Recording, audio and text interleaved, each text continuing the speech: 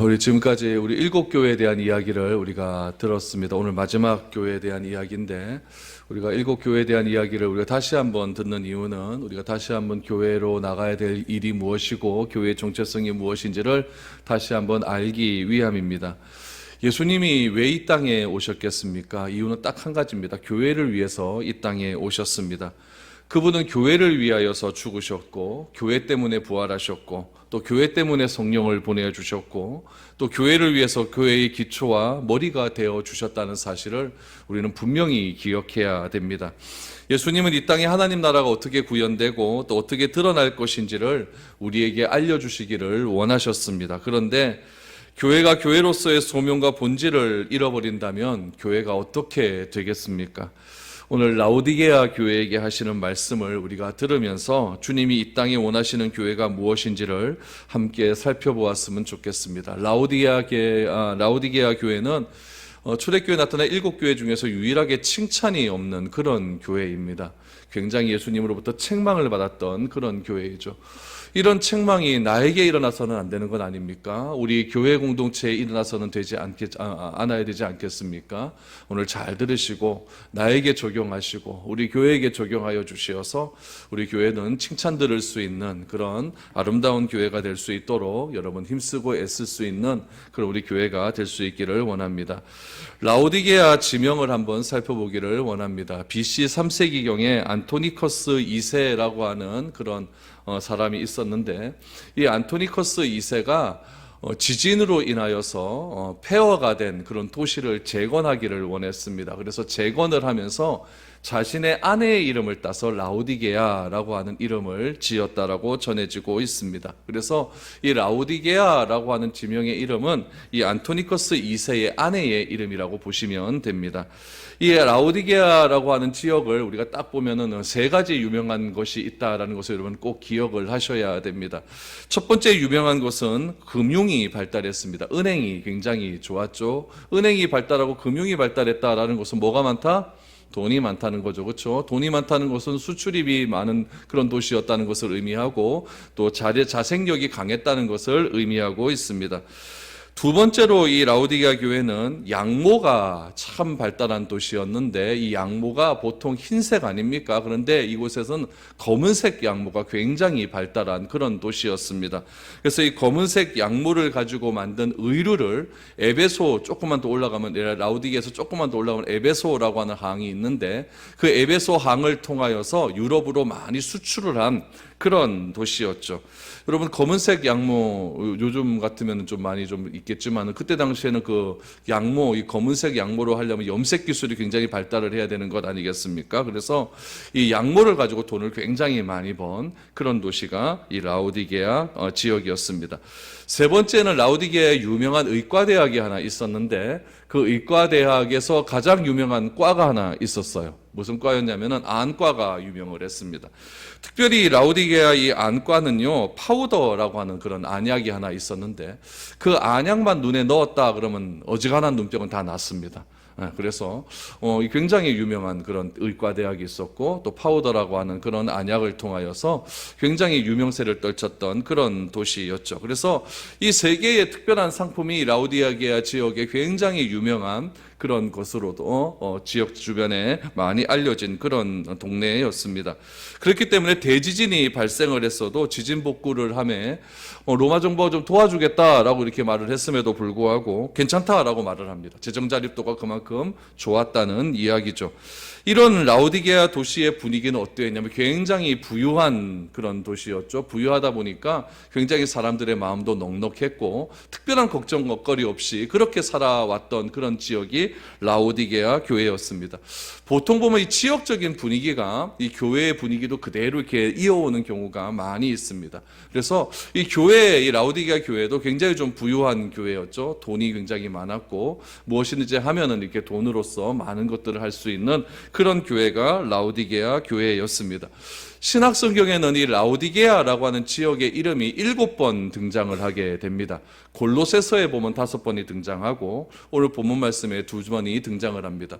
왜 골로새서에 이 라오디게아라고 하는 지역의 이름이 이렇게 많이 등장하느냐? 이유는 무엇이냐면은 이 라오디게아라고 하는 지역과 굉장히 골로새라고 하는 지역이 밀접해 있었기 때문에 그렇습니다. 그래서 바울은 이 감옥에서 골로새 교회에게 편지를 쓰면서 라오디게아 지역의 이름을 굉장히 많이 언급한다는 것을 볼 수가 있죠. 우리 성경 말씀 한번 찾아보았으면 좋겠습니다. 골로새서 4장 12절에서 13절 말씀이죠. 같이 한번 읽어보죠. 시작. 그리스도 예수의 종인 너희에게서 온 에바브라가 너희에게 문안하느니라. 그가 항상 너희를 위하여 애써 기도하여 너희로 하나님의 모든 뜻 가운데서 완전하고 확신 있게 서기를 구하나니 그가 너희와 라오디게아에 있는 자들과 히에라볼리에 있는 자들을 위하여 많이 수고하는 것을 내가 증언하노라. 아멘. 라오디게아 교회의 주변에 중요한 2개의 도시가 있었습니다. 첫 번째는 골로새입니다. 두 번째는 무엇이냐면 오늘 13절 말씀해 보니까 히에라볼리라고 하는 그런 도시가 있었다는 이야기죠. 이 2개의 도시가 라오디게아와 굉장히 중요한 밀접한 연관성을 가지고 있습니다. 바울이 로마 감옥에 있습니다. 로마 감옥에 있는데 바울을 아주 사랑하는 제자가 하나 찾아왔죠. 그 사람의 이름이 무엇이었냐면은 에바브라라고 하는 사람이 바울을 면회 왔다라는 이야기죠. 이 에바브라라고 하는 사람을 라오디게아 교회, 히에라볼리 교회, 또 골로새 교회 3군데 교회를 담당하고 있는 그런 목회자였습니다. 그 당시에는 목회자의 수가 너무나 부족했기 때문에 한 사람이 2군데, 3군데 교회를 다니면서 순회하면서 그렇게 목회하는 경우가 굉장히 많이 있었습니다. 이 히에라볼리나 골로새나 라오디게아를 중심으로 해서 20km 안에 있었던 그런 동네였기 때문에, 인근에 있었던 동네였기 때문에 이 라오디게아를 목회하면서 이 2군데 교회를 같이 목회하는 사람이 에바브라라고 하는 그런 사람이었습니다. 이 3개의 교회에게 바울이 지금 골로새서를 쓰면서 지금 같이 보라라고 이야기를 하는 거죠. 바울이 라오디게아 교회를 위해서 열심히 기도하고 있다는 것을 누구를 통해서 알려주냐면은 이 에바브라라고 하는 사람을 통해서 알려주기를 원한다라는 거죠. 바울이 지금 감옥에 있습니다. 감옥에서 열심히 지금 기도를 하는 거예요. 누구를 위해서? 라오디게아 교회를 위해서 기도하는 거죠. 히에라볼리 교회를 위해서 기도를 하는 거죠. 골로새 교회를 위해서 기도하는 거죠. 그런데 그쪽 지역 사람들은 기도하는지 안 하는지 모르잖아요. 그러니까 에바브라를 통해서 전달을 해주는 겁니다. 내가 너희 교회를 위해서 열심히 기도하고 있으니까 하여튼 힘을 내서 교회의 본질을 절대 잊지 말아라 라고 이렇게 회신을 해주는 것입니다.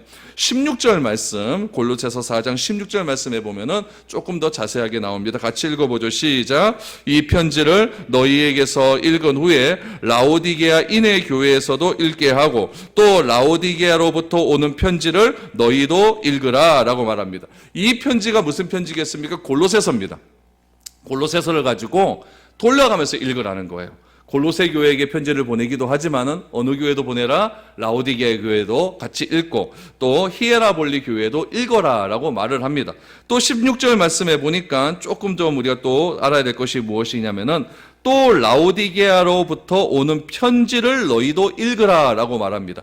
라오디게아로부터 오는 편지라고 하면 그것은 무슨 서신이겠습니까? 바울이 라오디게아 교회도 편지를 보냈다는 이야기예요.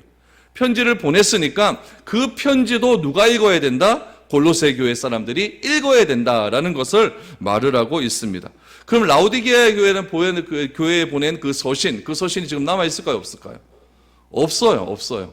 에바브라는 분명히 이 편지를 라오디게아 교회에 갖다 주었어요. 그럼 여러분, 자기의 교회를 개척해 주었고 자기의 교회를 위해서 그렇게 기도해 줬고 그 시대에 그렇게 위대한 사역자가 라오디게아 교회를 위해서 편지를 보냈다고 한다면 그 교회가 영적으로 깨어있고 그 교회가 바른 신앙을 가지고 있다라고 하면 그 편지를 어떻게 하겠습니까? 보관을 잘해야 되는 거예요. 귀하게 여겨야 되는 거예요. 그랬다고 하면 그 편지가 지금도 연결이 되어서 아마 성경에 라오디게아서라고 이렇게 하나 올라가 있었을 겁니다. 근데 이 라오디게아 교회는 그걸 별로 중요하게 여기지 않았던 거죠. 그래서 그거를 막 엉망진창으로 보관을 해놓은 거예요. 그러다가 지진이 나고 자연재해 때문에 그 편지가 유실이 되고 말았다는 이야기입니다. 그래서 이 라오디게아에 보낸 편지가 사라졌다는 것은 교회가 그 편지를 귀하게 여기지 않았다는 뜻이고, 이것 또한 라오디게아 교회가 가지고 있는 영적인 분위기와 굉장히 밀접한 관계가 있다는 것을 우리는 알 수가 있습니다. 그만큼 라오디게아 교회는 영적인 분위기가 별로 그렇게 좋은 교회는 아니었다라는 거죠. 그러다 보니까 바울이 감옥에서도 그렇게 라오디게아 교회를 위해서 기도하고 애쓰고 편지 쓰면서 어떻게 해서든지 이 교회를 한번 살려보려고 힘을 썼던 그런 정황을 우리는 찾아볼 수가 있는 것입니다. 이런 라오디게아 교회의, 라오디게아 지역과 교회의 이런 배경을 가지고 예수님이 어떻게 나타나셨는지를 우리가 오늘 14절 말씀을 통해서 잘 보셔야 됩니다. 우리 6개 교회를 살펴보았는데 6개 교회마다 예수님께서 나타나실 때마다 그 교회에 꼭 필요한 모습으로 나타나셨다는 거예요. 오늘 라오디게아 교회는 예수님께서 어떤 필요한 모습으로 나타나셨는가 한번 보시기 바랍니다. 14절 보십시오. 라오디게아 교회의 사자에게 편지하라. 아멘이시오. 충성되고 참된 증인이시오. 하나님의 창조의 근본이시니가 이르시되 라고 말합니다. 14절에서 중요한 건 뭐냐면 아멘입니다. 아멘. 예수님이 무엇으로 나타나셨다? 아멘으로 나타나셨다라는 이야기예요. 아멘이라고 하는 말을 우리가 좀 알기에 우리는 나도 동의합니다 이렇게 이야기를 하지만은 좀 더 깊이 들어가면은 이 아멘이라고 하는 말의 의미는 무엇이냐면은 그리스도는 진실하다라는 의미가 담겨져 있습니다. 그리스도는 진실하다. 그리고 이 그리스도가 진실하다라고 하는 이 의미를 보충하는 말이 무엇이냐면은 충성되고 참된 증인이라는 뜻입니다. 충성되고 참된 증인이라는 것을 강조하기 위해서 무슨 말을 쓰는 겁니까? 아멘이란 말을 사용하고 있다는 거예요. 그럼 여러분 우리가 아멘이란 말을 잘 사용해야 돼요. 잘 사용해야 돼요. 우리는 설교 시간이나 또 기도 시간에 아멘이라고 하는 말을 한 번씩 합니다. 어떤 교회 가면은 여러분 목사님이 말만 하면 아멘 아멘 하시는 그런 분들이 종종 있습니다. 우리 교회는 너무 안 해서 문제지만 너무 안 해서 문제죠. 어떤 교회는 목사님 말만 하면 아멘 아멘 그래서 막 예배 드리는데 방해가 되는 그런 경우도 있어요. 여러분 아멘이라고 하는 말은 여러분 생각 잘 하셔서 하셔야 됩니다. 잘 하셔서 해야 돼요. 아무 말에다가 아멘을 붙이면 된다 안 된다? 안 된다라는 이야기예요. 예수는 그리스도는 진실하다라고 하는 그런 의미가 있다는 이야기예요. 그래서 아멘이라고 하는 뜻을 잘 알고 사용해야 된다는 거예요. 그렇기 때문에 이 아멘이란 말을 유도하기 위한 말을 해서는 안 돼요. 또 여러분들도 이 아멘이라는 말을 잘 사용해야 된다는 이야기입니다. 어떤 분들은 아멘 많이 하면 복 받는다라는 말도 많이 해요. 저 아멘 진짜 많이 했거든요. 복 받았습니다. 근데 그냥 말하는 그런 복이 무슨 복인지 여러분 잘 알잖아요. 그렇죠? 그런 복은 여러분 아멘 많이 한다고 해서 보는 복은 아니라는 이야기예요. 여러분 아멘 많이 한다고 복이 오고 아멘 덜 한다고 복이 안 오고 이거는 아니지 않습니까? 하나님을 그렇게 좀 유치한 하나님으로 만들지 말라는 이야기예요. 아멘의 기원을 좀 살펴보아야 됩니다. 아멘이 도대체 어디서 나왔기에 그렇게 아멘을 강조하느냐? 아멘이 여러분 귀하긴 귀한 것이고 좋은 건 좋은 것이고 참 귀한 말인데 그거의 의미를 알고 그거의 기원을 알고 우리가 참 진실될 때마다 아멘이란 말을 하면은 그건 굉장히 좋은 의미로 받아들일 수가 있거든요. 저희 교회도 이런 아멘의 은혜가 넘쳐날 수 있기를 원합니다. 이사야 65장 16절 17절 말씀해 보면은 아멘에 대한 구약적 배경이 소개되고 있습니다. 같이 한번 읽어보죠. 시작. 이러므로 땅에서 자기를 위하여 복을 구하는 자는 진리의 하나님을 향하여 복을 구할 것이요 땅에서 맹세하는 자는 진리의 하나님으로 맹세하리니 이는 이전 환난이 잊어졌고 내 눈앞에 숨겨졌음이라. 보라 내가 새 하늘과 새 땅을 창조하리니 이전 것은 기억되거나 마음에 생각나지 아니할 것이라. 아멘. 여기서 보니까 아멘이란 말은 안 나옵니다. 안 나오는데 번역상에 안 나오는 거예요. 히브리어 원어에 보면 아멘이란 말이 나옵니다. 어디에 나오냐면 진리라고 하는 말에서 아멘이란 말이 나와요. 그러니까 진리의 하나님 그랬으니까 어떤 하나님입니까? 아멘의 하나님이에요. 아멘의 하나님. 그리스도는 진실되라는 하나님이에요. 그리스도는 진실되라는 하나님. 그래서 이 진리라고 하는 말 대신에 아멘이라고 하는 말을 써도 된다는 이야기예요.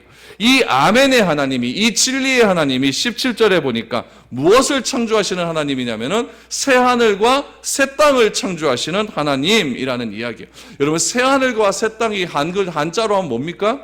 신천지. 좋은 말이에요, 나쁜 말이에요? 좋은 말이에요. 근데 다 뺏겨서 그래요. 하나님의 교회는 좋은 말입니까, 나쁜 말입니까? 고린도전서에 나와요. 좋은 말이에요. 근데 그거 다 뺏겨서 그래요. 우리가 먼저 차지해야 되는데, 이 신천지라고 하는 말도 너무나 성경적인 말이고, 하나님의 교회라고 하는 말도 너무나 좋은 말이고 성경적인 말인데, 이것을 다 이단에게 다 뺏겨버려갖고 새하늘과 새 땅 그래갖고 이것만 하면 괜찮은데 신천지 얘기하면 조 목사도 이단 아이가 이렇게 얘기하는 경우가 많아요. 여러분, 그건 아닙니다. 굉장히 성경적인 말이고 굉장히 성경 안에서 중요시되는 그런 말이에요. 교회는 누구의 교회냐? 하나님의 교회예요. 하나님께서 회복이라고 하는 말을 강조하실 때 사용하는 말이 무엇이냐면은 새하늘과 새 땅이에요.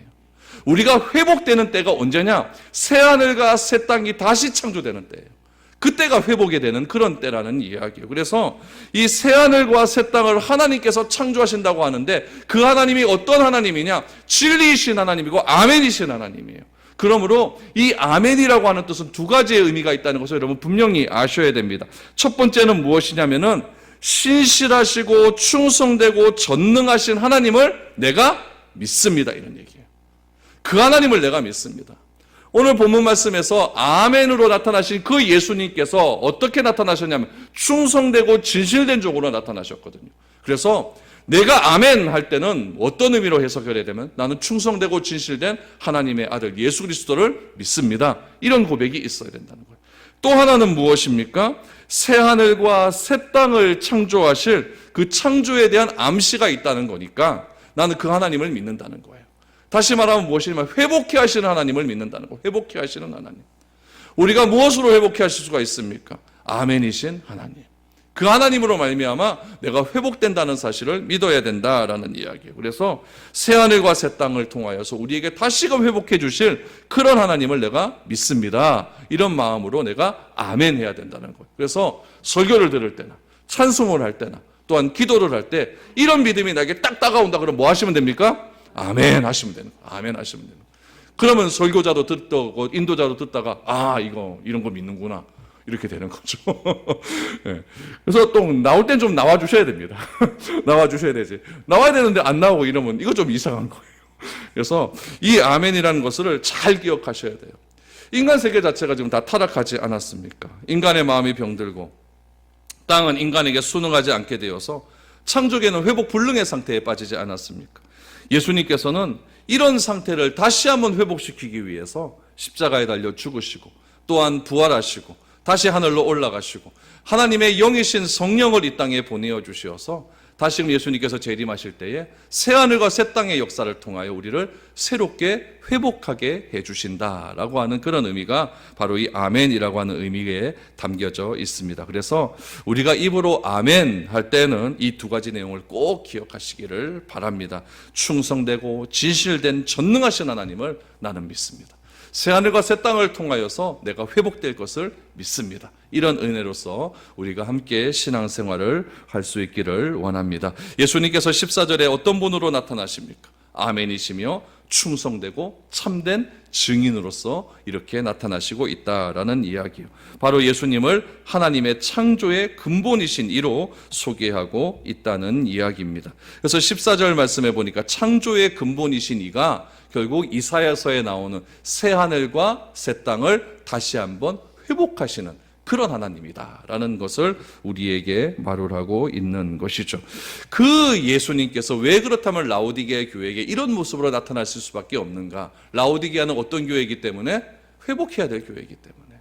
라오디게아 교회는 참된 증인이신 예수 그리스도께서 가서 이 복음의 새로운 메시지를 다시 한번 증거해야 되는 교회고, 그거를 통하여서 새 하늘과 새 땅에 대한 놀라운 회복의 은혜가 다시 한번 임해야 되는 그런 교회이기 때문에 예수님께서는 라오디게아 교회에 이런 하나님으로, 이런 예수님으로 나타나셨다라는 이야기입니다. 그럼 라오디게아 교회의 상황을 한번 살펴보겠습니다. 라오디게아 교회는 그때 어떤 교회였기에 예수님께서 이렇게 회복의 은혜를 주시기를 원하시는가? 15절을 보십시오. 내가 내 행위를 아노니 내가 차지도 아니하고 뜨겁지도 아니하도다. 내가 차든지 뜨겁든지 하기를 원하노라. 여러분, 이 책망은요, 어떤 책망이냐면 그 도시의 지역적인 상황과 굉장히 연관성이 있는 것이죠. 히에라폴리라고 하는 지역이 라오디게아 지역에 근처에 있다고 말씀드리지 않았습니까? 라오디게아 지역이 물이 굉장히 부족하다 보니까 히에라폴리하고 또 골로새에서 수로를 만들어서 물을 이렇게 땡겨 왔어요. 히에라볼리에는 뜨거운 온천수가 많기 때문에 뜨거운 물이 이렇게 땡겨서 오게 되는 거고, 골로새에서는 찬물이 이렇게 땡겨서 오게 되어서 이 라오디게아 지역에 이 물을 이렇게 공급을 하게 됩니다. 그런데 여기서 중요한 것은 이들이 어떻다라고 말을 하냐면은 뜨겁지도 않고 미지근하다, 차지도 않고 뜨겁지도 않다. 그래서 예수님께서는 차든지 뜨겁든지 하라라고 말을 합니다. 어떤 해석을 보시면은 차지도 않고 덥지도 않다, 뜨겁지도 않다라고 이렇게 이야기를 하는 것을 가지고 뭐라고 이야기를 하냐면은 믿으려면 확실하게 믿고 안 그러면 차라 이렇게 얘기하시는 분이 있어요. 근데 이건 굉장히 위험한 발언이죠. 어떻게 그 사람의 모습을 보고 조금 그렇다고 해서 믿지 말고 그냥 넘어가라 이렇게 말을 할 수가 있겠습니까? 이건 굉장히 위험한 발언입니다. 그런 뜻이 아니죠. 주님은 우리들에게 누구든지 믿으려면 믿고 믿지 않으려면 그만두라는 식으로 말씀하시는 분이 아닙니다. 히에라볼리에서 온천수가 이렇게 한 20km를 거쳐 내려오게 되면은 그때는 뜨거웠겠지만은 라오디게아 교회 오면 어떻게 했습니까? 물이 식을 수밖에 없겠죠. 그러니까 이게 미지근한 그런 것들이 올 수밖에 없는 거예요. 그렇기 때문에 골로새에서 오는 차가운 물, 히에라볼리에서 오는 뜨거운 물, 이런 것을 가지고 지금 교회의 상황을 비유적으로 설명을 하는 것이죠. 그래서 찹든지 뜨겁든지 하라라고 하는 것은 무엇이냐면은 그리스도인의 반응을 이야기하는 건데, 아무리 다 죽어가더라도 주님의 말씀을 들으면은 우리의 영혼들이 회복되고 소생되는 그런 경우를 볼 수 있을 것 아니겠습니까? 그래서 이 새로운 상태, 내가 하나님의 말씀을 통하여서 새 하늘과 새 땅의 은혜를 힘입어서 새롭게 회복되는 상태를 어떻게 표현하고 있냐면은 차가운 상태, 뜨거운 상태로 표현을 하고 있는 거예요. 그럼 차가운 상태는 무엇이겠습니까? 이거는 냉철한 이성적 상태를 이야기하는 거예요. 하나님을 알매 있어서는 우리가 냉철한 지식을 가지고 그렇게 하나님을 알아가야 된다라는 이야기죠. 여러분, 공부를 하고 이렇게 논문을 쓰는 사람에게 필요한 것은 무엇이냐면은 냉철한 지식이에요. 어떤 기준을 가지고 어떤 학설을 가지고 분명하게 판단할 수 있는 그런 지식이 있어야 될 것 아니겠습니까? 그래야 논문을 쓰죠. 그냥 두리뭉실하게 그냥 그렇게 감정적 가지고 그렇게 논문을 써버리면 여러분 그거는 안 된다는 이야기예요. 그래서 하나님을 알되 어떻게 알아야 되느냐? 냉철하게 알아야 된다는 거예요. 지성적인 것을 가지고 하나님을 알아야 된다라는 이야기죠. 그럼 뜨겁다라는 것은 무엇이겠습니까? 그 냉철한 지식, 냉철하게 알게 된 그 하나님에 대한 지식을 가지고 뜨거운 열정을 회복해라라는 이야기. 뜨거운 열정을 회복해라. 그래서 차든지 뜨겁든지 하기를 하라라는 이야기는 무엇이냐면은 하나님에 대해서 알든지 열정을 가지고 하나님을 대한 헌신이 있든지 그렇게 하라는 이야기예요. 중요한 것은 무엇이냐면 그 뜨거운 열정은 무엇을 기반으로 해야 되냐면은 냉철한 하나님에 대한 지식을 기초로 한 뜨거운 열정이어야 된다는 이야기예요. 하나님에 대한 암도 흐지부지하고 뜨거운 열정도 없고 그렇게 미지근한 상태로 히데아볼리에서 내려오는 그런 온천수처럼 라오디게아에 내려왔을 때 그냥 미지근한 그런 온천수의 상태로 그렇게 하지 말고 저 처음에 발언했던 그런 근원처럼 골로새에서 찬물이 왔을 때 그 차가움, 히데아볼리에서 온천수가 내려왔을 때 그 뜨거움, 그런 것들을 다시 한번 회복할 수 있는 교회가 되어라 라고 그렇게 이야기를 하고 있는 것이죠. 근데 지금 라오디게아 교회는 그런 것들이 있다는 거예요, 없다는 얘기예요? 전혀 없다는 이야기. 그냥 아는 것도 밍숭맹숭, 하나님에 대한 헌신도 밍숭맹숭. 그러니까 미지근해질 수밖에 없다는 이야기죠. 그런 상태를 16절 말씀해 보니까 미지근하다라고 표현을 합니다. 내가 이같이 미지근하여 뜨겁지도 아니하고 차지도 아니하니 내 입에서 너를 토하여 버리리라 라고 말을 합니다. 이것은 여러분 미지근하다라고 하는 것은 라오디게아로 들어오는 물 상태가 지금 미지근하다라고 하는 그 표현을 교회에 그대로 적용하고 있는 것입니다. 히데아폴리스에서 여러분 뜨거운 온천물을 수로를 통해서 몇 킬로나 내려오게 되냐면 한 19킬로가 이렇게 내려오게 됩니다. 꽤 먼 거리 아니겠습니까? 그래서 라오디게아 지방으로 끌어오게 되면 도착한 물은 온도는 당연히 낮아져서 어떻게 되냐면은 석회질이 섞인 굉장히 미지근한 물이 되고 맙니다. 성경 말씀은 이런 라오디게아 지방의 일상을 빗대어서 그들의 영적인 상황을 그대로 묘사를 하고 있는 겁니다. 이 말씀은 그 당시에 라오디게아 사람들이 들으면 금방 이해할 수 있는 그런 말이었을 것입니다. 예수님은 이런 미지근한 라오디게아 성도를 향하여서 뭐라고 이야기하냐면은 토해낼 것이다 라고 말을 하고 있는 거죠. 왜 그렇게 그들은 그렇다면 이렇게 미지근한 신앙을 보일 수밖에 없었을까요? 조금 하나님에 대한 뜨거운 열정도 좀 있고 하나님에 대한 열정적인 그런 냉철한 그런 지식을 가지고 하나님을 향하여서 잘 헌신하면 좋을 것 같은데 그들은 왜 이렇게 될 수밖에 없었을까? 17절 말씀해 보니까 이렇게 설명을 하죠. 내가 말하기를 나는 부자라 부요하여 부족한 것이 없다 하나 내 곤고한 것과 가련한 것과 가난한 것과 눈먼 것과 벌거벗은 것을 알지 못하는도다 라고 말합니다. 대지진 후에 많은 도시가 로마의 재정적 지원을 받았지만 돈이 넉넉했던 라오디게아는 재정적 지원을 받지 않았다라고 말을 합니다. 이 정도로 라오디게아는 자신들이 가지고 있는 재력을 신뢰한 도시였습니다. 자부한 도시였습니다. 여러분, 돈이 굉장히 많은 도시에 돈이 굉장히 많은 교회가 있었습니다.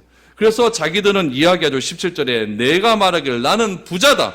부요하여 부족한 것이 없다라고 이야기를 합니다. 여러분, 어느 정도 부자가 되어야만 나는 부족한 것이 없다라고 말을 할 수가 있을까요? 돈은 여러분 자꾸 욕심이 생기는 건 아닙니까? 억만금을 줘보십시오. 내가 그 만족하는 사람이 있는가? 그것도 부족하다라고 이야기를 하겠죠. 근데 라오디게아 교회 사람들은 나는 부자다, 부족한 것이 없다 이렇게 말할 정도로 굉장히 부요했다는 거예요. 이거 누가 얘기하는 겁니까? 교인들이 얘기하는 거예요. 자기 자신이 이야기하는 거예요. 그런데 아멘이시오 참된 증인이시며 창조주이신 예수님의 눈에는 무엇이라고 말을 합니까? 부자라고 하는 것은 하나도 보이지 않고 곤고한 것과 가련한 것과 가난한 것이 다 예수님의 눈에 보인다라고 말을 하고 있습니다.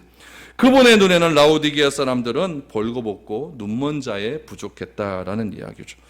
예수님께서 이렇게 말씀하시는 데에는요, 구약적인 배경이 조금 있습니다. 우리 호세아 2장 말씀을 한번 보시기를 바랍니다. 2장 8절 말씀 같이 한번 읽어보죠. 시작. 곡식과 세포도주와 기름은 내가 그에게 준 것이요 그들이 바알을 위하여 쓴 은과 금도 내가 그에게 더하여 준 것이거늘 그가 알지 못하도다. 2장 8절에 중요한 말씀이 나와요. 곡식과 세포도주와 기름 누가 주었다? 하나님이 이스라엘 백성들에게 주셨다라고 말을 하고 있습니다. 이스라엘 백성들이 농사를 지어 수확을 합니다. 그런데 하나님이 이 수확을 허락하셨기 때문에 그들은 추수를 할 수 있는 거예요. 그런데 이스라엘 백성들이 하나님을 압니까 모릅니까? 아는 사람들은 아닙니까? 알아요. 다 하나님이 누군지 다 알아요. 우리를 이집트에서 구원해 주신 구원자 하나님을 다 아는 사람들입니다. 문제는 바로 그것에 있는 거죠. 하나님을 알기는 아는데 농사지어 추수한 것을 하나님이 주신 것으로 생각 안 하고 내가 노력해서 얻은 것으로 생각을 한다는 거예요. 제가 의성 안개에 있었을 때 보니까 거기는 새벽 기도를 몇 시에 하냐면요. 수확철이 되면 새벽 4시에 하더라고요. 새벽 4시에. 와우, 시겁했어요, 그때. 새벽 4시에. 4시에 하면 몇 시에 일어나야 됩니까? 3시 반에 일어나야 돼요. 젊은 사람이 그 3시 반에 일어나기가 쉽습니까? 이건 뭐 진짜 죽겠더라고요, 진짜. 죽겠더라고요. 근데 왜 이렇게 일찍 하는지 좀 몰랐어요. 진짜 몰랐어요. 제가 물어봤죠. 왜 4시에 합니까? 한 5시 반, 6시쯤 하면 되는데 왜 이렇게 일찍 합니까? 그랬더니 농번기엔 이렇게 해야 된다는 거예요. 해 뜨면 바로 나가서 농사 지어야 되고 해 떨어지면 바로 자야 되기 때문에 이렇게 해야 된다는 거예요. 저는 그때는 몰랐죠. 근데 거기서 살다 보니까 그거를 알게 된 거예요. 그래서 그렇게 새벽같이 일어나서 농사를 짓는 거예요. 농사를 지어서 막 시커매질 정도로 농사를 짓고 또 물도 주고 막 로타리도 치고 막 이런 거 열심히 해서 농사 짓는 건 아닙니까? 다 누가 열심히 한 거예요? 내가 열심히 했죠. 그래서 10월달 우리 추석 때 이제 새로운 밥, 쌀 추수하지 않습니까? 그럼 그거 다 누가 한 거예요? 내가 한 거죠. 그러니까 생각을 하는 거예요. 하나님은 날 구원해 주셨고 이거는 내가 수고했다. 이렇게 얘기하는 거예요. 근데 하나님은 뭐라고 말씀하시냐면 곡식과 세포도와 기름은 내가 너에게 준 것 아니냐. 이렇게 얘기하고 있는 거예요. 우리도 그렇지 않습니까? 여기 있는 분들 다 하나님 누군지 다 알아요. 하나님 나 구원해 주셨다. 그리스도의 십자가의 보혈 내가 구원을 받았다. 근데 내가 직장에 다녀서 돈 벌고 내가 사회생활하면서 인정받고 상 받고 건강하게 살아갑니다. 근데 이것은 내 노력에 의해서 얻은 것이라고 생각한다는 거예요. 내가 직장 들어간 것은 하나님께서 나에게 건강 주셔서 지혜 주시고 부모님 주시고 은혜 주셔서 직장 생활 할 수 있도록 환경 배경해 주신 것 아닙니까? 하나님이 모든 것 다 주셨는데 그것 잊어버리고 내가 노력해서 땀 흘려서 이루었다고 한다면 여러분 그것은 맞지 않는다는 이야기예요. 물론 노력했죠. 그러나 근본적인 것은 누가 주신 겁니까? 하나님이 주셨다고 하는 이 철저한 하나님이 주셨다고 하는 이 마음을 우리가 잊어버려서는 안 된다는 이야기. 오늘 라오디게아 교회가 그걸 다 잊어버린 거예요. 내가 부유하다. 물론 거기에서 열심히 노력을 한 것도 있었고 수출입 열심히 한 것도 있었고 양털 잘해갖고 돈 번 것도 있었겠죠. 그러나 그렇게 할 수 있도록 은혜 주신 분은 누굽니까? 하나님이에요. 하나님. 그럼 라오디게아 교회 사람들은 자신이 부해진 것에 대한 근본적인 이유를 자신의 노력에서도 찾아도 되지만은 더 근본적인 기초는 누구에서 찾아야 되냐면 하나님에게서 찾아야 된다는 얘기예요. 그게 없었다는 이야기예요.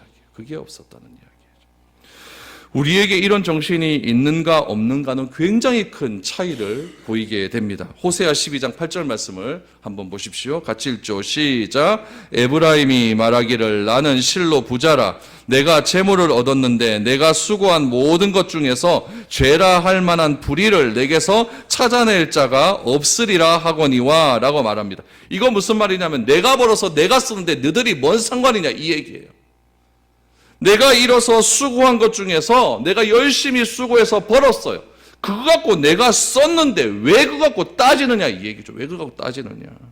그래서 호세아 13장 5절 말씀에 보면 뭐라고 이야기하냐면은 내가 광야 마른 땅에서 너를 알았다라고 그렇게 말씀을 하고 있습니다. 이 말은 이스라엘 백성들이 태어날 때부터 다 알고 있었다는 이야기예요. 한마디로 하나님이 은혜 주셔서 잘 먹고 잘 살게 해주셨더니 딴소리하고 있다는 이야기죠. 배부르고 등 따시니 그렇게 잘 샀도록 은혜 주신 하나님 다 잊어버리고 말았다라는 이야기. 라오디게아 교회는 돈이 많았어요. 그러나 하나님이 주신 은혜는 다 잊어버렸다는 이야기예요. 그래서 예수님은 뭐라고 이야기합니까? 너희는 실상은 벌거벗었으나 수치도 알지 못하고 내가 보기에는 너희는 가난하다라고 말을 하고 있는 거죠. 부족한 것이 많다라고 이야기하죠. 하나님이 주신 은혜를 모르는 그런 삶을 살아가는 사람들을 향하여 예수님은 뭐라고 이야기하냐면 내가 네 삶을 보니 토할 것 같다라고 이야기합니다. 토할 것 같다. 우리가 주님으로부터 이런 평을 들어서야 되겠습니까? 오늘 이 시간부터 결단할 수 있기를 바랍니다. 아무리 어렵고 힘들다 할지라도 하나님이 나에게 주신 것 이것이 나의 힘으로부터 시작되었다고 말하는 교만함이 사라질 수 있기를 바랍니다. 이런 결단 없이 그렇게 살아간다면 주님은 우리를 보면서도 뭐라고 이야기하겠습니까? 네 삶을 보니 토할 것 같다. 예수님께서는 그래서 그런 라오디게아 교회에게 이렇게 이야기합니다. 18절을 보십시오. 내가 너를 권하노니 내게서 불로 연단한 금을 사서 부유하게 하고 흰옷을 사서 입어 벌거벗은 수치를 보이지 않게 하고 안약을 사서 눈에 발라 보게 하라라고 말합니다. 금을 산다라고 하는 것은 여러분, 금을 산다라고 하는 것은 진짜 부유함이 무엇인지를 한번 경험해봐라 라는 이야기죠. 금은 그때나 지금이나 가장 중요한 가치가 있는 그런 물건 아닙니까? 금을 사라라고 이야기합니다. 자칭 부자라서 부족할 것이 없다고 하는 그런 부자들, 그러나 주님이 보시기에는 다 벌거벗고 있는 자들이니 진짜 부유함이 무엇인지를 한번 경험해봐라 라고 말을 하는 거죠. 그래서 부자이면서도 자기가 왜 이것이 내가 부자가 되었는지 모르는 그런 사람들을 향하여서 예수님은 무엇이라고 이야기하시면 벌거벗었으나 벌거벗은 수치를 모르는 자들이다 라고 말을 합니다. 그래서 18절에 보니까 흰 옷을 사서 입어 벌거벗은 수치를 좀 갈아라. 안약을 사서 눈에 발라보아라 라고 말을 합니다. 세 가지에 사야 되는 것이 나와요. 첫 번째는 금을 사라, 두 번째는 흰옷을 사라, 세 번째는 안약을 사라 라고 말을 합니다. 다 사라 라고 말을 합니다. 여러분, 사라 라고 하는 이 의미가 무엇이 있겠습니까? 여러분, 우리가 과거에 구원을 받았는데 과거에 받은 구원을 뭐라고 했습니까? 칭의라고 했어요. 이 칭의는요, 거저 얻는 구원이에요. 거저 얻는 구원이에요. 내가 예수를 그리스도라고 고백만 하면 하나님께서는 나를 하나님의 아들로 삼아 주십니다. 너를 의롭다라고 인정을 해 줘버려요. 이것을 여러분 내 행위로 사는 것이 아니라 그냥 하나님께서 우리에게 무조건적으로 주시는 은혜의 선물입니다. 우리는 이 칭의의 은혜를 가지고 하루하루를 살아갑니다. 그런데 이 칭의의 은혜를 가지고 우리가 매일매일 삶 속에서 변화되는 삶을 뭐라고 이야기했습니까? 성화라고 얘기해요. 성화. 근데 성화는요, 거저 얻어지는 것이 아니에요. 성화는요, 내가 값을 지불해야 돼요. 내가 무엇인가를 안 하려고 하면은 내가 그것을 끊기 위한 대가를 지불해야 된다는 이야기예요. 예수님은 뭐라고 말씀하셨냐면은 내 눈이 범죄하였느냐? 눈이 범죄하면은 그 눈을 어떻게 해라? 뽑아버려라. 멀쩡한 눈 가지고 그렇게 지옥에 들어가는 거 그거 별로 좋지 않다. 그거 뽑아버려라. 팔이 범죄했느냐? 뭐 해라? 잘라버려라. 그럼 내가 진짜 눈 범죄하고 팔 범죄하고 자르고 이거 뭐 뽑고 이래야 됩니까? 그거 아니에요. 눈을 뽑을 만큼의 아픔이 필요하다는 이야기죠. 안 그래요? 뭐 내가 뭐 습관이 있고 뭐 중독이 걸린 게 하나 있는데 그거 바꾸려면 정말 힘들고 어렵거든요. 진짜 힘들거든요. 그래서 예수님께서는 그런 나의 죄성이 변화되는 것을 무엇으로 표현하고 있냐면 사라라고 하는 것으로 표현하고 있는 거예요. 내가 무엇인가 대가를 지불해야 금이 나에게 올 것 아닙니까? 옷을 사기 위해서 내가 무엇인가 대가를 지불해야 옷이 올 것 아니에요. 내 눈이 자꾸 아프면 안약을 사려면 무엇인가 대가 지불해야 되는 것 아닙니까? 내 삶 속에 있는 잘못된 죄의 뿌리를 뽑아버리기 위해서 대가가 지불돼야 된다는 거예요. 그게 힘든 삶의 과정이에요. 그래야만 내가 성화의 과정을 할 수가 있는 거죠. 그래야 나의 부끄러움이 가려질 수가 있는 것이고 나의 어리석음이 가려질 수가 있는 것이고 내가 부자라고 하는 그런 교만함이 가려질 수가 있는 것이고 나의 삶의 모든 부분은 하나님의 은혜로 가능하다라고 하는 철저한 하나님의 중심의 삶이로 회복될 수가 있다는 이야기. 우리의 가치가 바뀌는 것은 쉽게 바뀌는 게 아니라는 거예요. 사라라고 하는 이야기는 그런 의미가 담겨져 있습니다. 우리의 삶이 점점 성화가 되어야 된다. 라오디게아 교회도 그렇게 이야기하고 있는 거예요. 너희들 지금 막 교만해져 있는데 그래 부자라고 이렇게 떠들고 있는데 그렇게 하지 말아라. 하나님께서 새 하늘과 새 창조로 이렇게 나타나 주셨으니까 진정한 회복을 하기 위해서 너희들이 결단해야 된다. 그 결단을 무엇이라고 이야기하고 있습니까? 여러분 19절 말씀을 보십시오. 19절 말씀에 보니까 물은 내가 사랑하는 자를 책망하여 징계하노니 그러므로 내가 열심을 내라 회개하라. 두 가지입니다. 열심과 회개입니다. 우리가 철저하게 하나님 앞에 무릎으로 나아가서 열심을 회복해야 될 필요가 있다는 일. 무엇에 대한 열심일까요? 내가 구원을 더욱더 이루어서 온전한 구원의 상태로 내가 나의 죄성이 사라질 수 있는 그런 열심이 필요하다는 이야기예요. 찹든지 뜨겁든지 해라. 미지근한 시간 하지 말아라. 미지근한 시간 하지 말고 뜨거운 열정을 가지고 다시 한번 우리 하나님께 헌신하고 다시 한번 우리의 구원의 감격을 이룰 수 있도록 그런 열심을 내라. 그 열심의 밑바탕에는 무엇이 있어야 된다? 회개가 있어야 된다. 그럼 열심과 회개의 근거는 무엇이냐? 우리 20절 말씀이 굉장히 그래서 중요해요. 20절 말씀을 보십시오. 볼지어다 내가 문 밖에 서서 두드리노니 누구든지 내 음성을 듣고 문을 열면 내가 그에게로 들어가 그와 더불어 먹고 그는 나와 더불어 먹으리라. 지금 라오디게아 교회에게 가장 필요한 열심은 바로 20절의 말씀처럼 문을 여는 열심입니다. 그 열심은 문 밖에서 두드리시는 예수님의 음성을 듣고 문을 좀 열라는 거예요. 주님을 받아들이라는 이야기예요. 어떤 사람은 죽어도 주님 안 받아들이려고 하는 사람이에요. 말씀을 계속 거부하는 사람들이 있어요. 사도 바울이 골로새 감옥에서 회신서를 보내면서 그렇게 회신서를 보내서 너희들을 회복하라 내가 너희를 위해서 이렇게 기도하고 있다. 이런 열심을 바울이 보냈음에도 불구하고 라오디게아 교인들은 아직까지 그런 말씀을 받아들이지 않고 자기의 마음의 문을 꽉 닫고 있다는 이야기예요.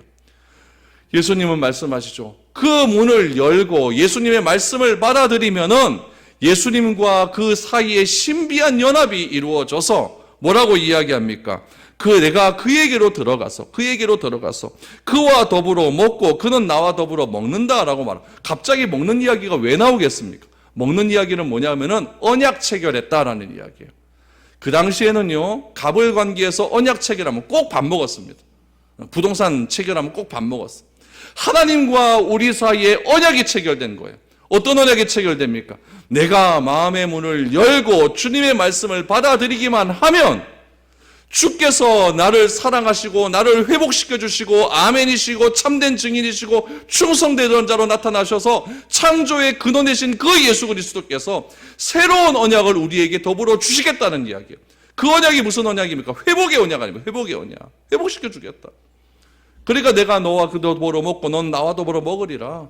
그런 언약을 예수님께서는 지금 우리들에게, 라오디게아 교인들에게 말을 하고 있는 겁니다. 그러므로 이런 언약의 말씀을 근거로 해서 내가 받아들이기만 하면은 주께서 다시 나를 회복시켜 주시는구나, 언약을 주시는구나, 그 약속을 기초로 해서 회개하고 열심을 내라는 이야기죠. 열심을 내라. 그러는 자를 무엇이라고 합니까? 21절에 보니까 이기는 자다라고 말을 합니다. 21절을 보십시오. 이기는 그에게는 내가 내 보좌에 함께 앉게 하여 주기를 내가 이기고 아버지 보좌에 함께 앉은 것 같이 하리라 라고 말을 하고 있습니다. 지금 어디에서 앉아 먹는다는 이야기입니까? 하나님 아버지와 같은 식탁에서 앉아 먹는다라는 이야기예요. 이긴 자로 보좌에 앉으신 예수님은 라오디게아 교회에도 만일 이긴 자처럼 그렇게 회복을 하게 된다면은 보좌에 앉아 주시겠다라고 말씀을 해 주시고 있는 겁니다. 그러면서 오늘 마지막 절 22절에 보니까 귀 있는 자는 성령이 교회에게 하시는 말씀을 들어라라고 말씀하고 있습니다. 소아시아 7교회 중에서 칭찬받는 교회도 있었고 책망받는 교회도 있었습니다. 이 교회마다 주님은 다양한 모습으로 그들에게 나타나셔서 그들의 상황에 맞는 말씀을 조리 있게 해 주셨습니다. 주님은 오늘 나의 상황 가운데도 똑같은 상황에 맞는 모습으로 우리를 찾아오십니다. 찾아오셔서 지금도 우리의 문을 두드리고 계십니다. 하나님의 말씀을 받아들이고 그 말씀대로 회복을 경험하라고 이야기합니다. 그러면은 새로운 언약이 체결되어서 하나님과 함께 보좌에 앉아서 같은 식탁에서 함께 밥을 먹게 되는 놀라운 언약식이 지금 이루어지게 될 것이다 라고 말을 하고 있는 것입니다. 여러분, 이런 은혜가 우리 가운데 넘쳐날 수 있기를 축복합니다. 그래서 주님의 말씀 거부하지 마시고 귀 있는 미래로 교회 성도들이 다 되셔서 성령이 여러분 자신들에게 하시는 말씀을 다 들을 수 있기를 축복합니다. 그래서 새로운 열심, 새로운 회개가 우리 가운데 다시 한번 터져 나와서 하나님이 기뻐하시는 그런 삶의 모습으로 날마다 회복되어져 갈 수 있는 저와 여러분들이 될 수 있기를 축복드리겠습니다.